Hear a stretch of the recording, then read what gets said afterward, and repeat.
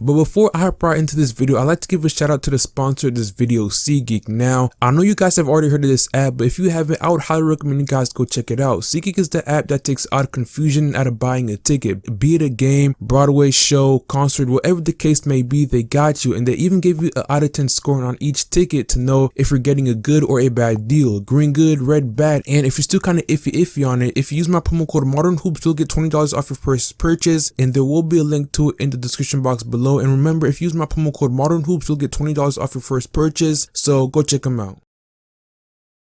So hearing about an NBA star / superstar being unhappy isn't uncommon, especially in today's era with NBA players taking more control of their careers. A lot of times, a player might be unhappy because of his role, the direction the team is going in, bad management, maybe because they don't like the way they're being treated, or because they're simply not winning. There are many different reasons why. This is especially common around the NBA trade deadline. Having an unhappy player isn't a good thing and can sometimes lead to trades if something isn't done.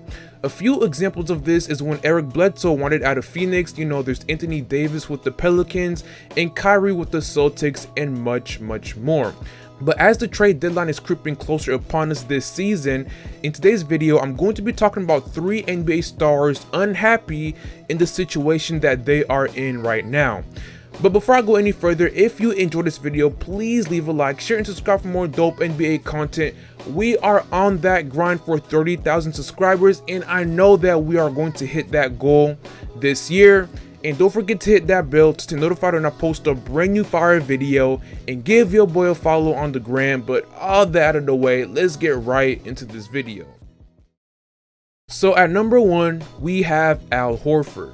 Now let's just say Al Horford's first season with the 76ers isn't going so well. Now last summer, Al Horford signed a 4-year, $109 million contract with the 76ers as a free agent. After leaving a good situation with the Celtics, this isn't the ideal situation to be in. Al Horford has struggled to find a rhythm with the 76ers so far this season, and so far this year he's only averaging 12 points, the fewest he's averaged since the 2011-2012 NBA season with the Hawks. He's shooting 45% from the field, the lowest of his career, and 34% from the 3, and 6.5 rebounds, which is also a career low. In a recent interview with the Philadelphia Inquirer, Al Horford stated this: "I am out there for the team and doing what I can do to help us, but offensively, I'm very limited with the things I can do, so I can't control that stuff." Now, back when the 76ers signed Al Horford, I was a bit skeptical of how he would fit next to Joel Embiid. I didn't really like the pairing. It just seemed kind of cluttered in the front court with him and Joel Embiid, and they might have some distribution issues during the NBA season. And that's kind of what Al Horford has been talking about when he said he had a very limited role in the offense. Now, the 76ers so far this season hasn't really been the Eastern Conference powerhouse everyone thought they'd be. Now, Al Horford's game hasn't shown much sign of age-related decline, and with the trade deadline coming around the corner, if Al Horford isn't the missing piece, then the trade could be possible. With the NBA being as open than it's ever been in recent years, the 76ers might want to strike while the iron is hot, so a trade could very much be possible. But with that being said, it might be hard to find a team to take on his contract, and on top of that, the guy is 33 and he's only getting older, so the 76ers might just have to figure things out with Al Horford.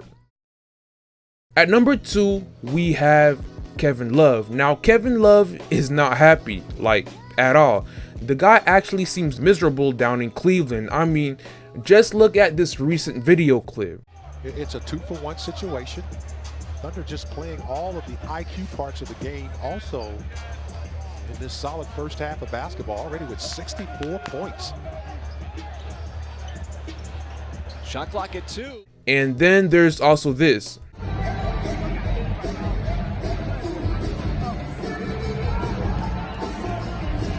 Now, if that doesn't scream unhappy, then I don't know what will. Kevin Love has been in the headlines these last couple of weeks, and not for a good reason.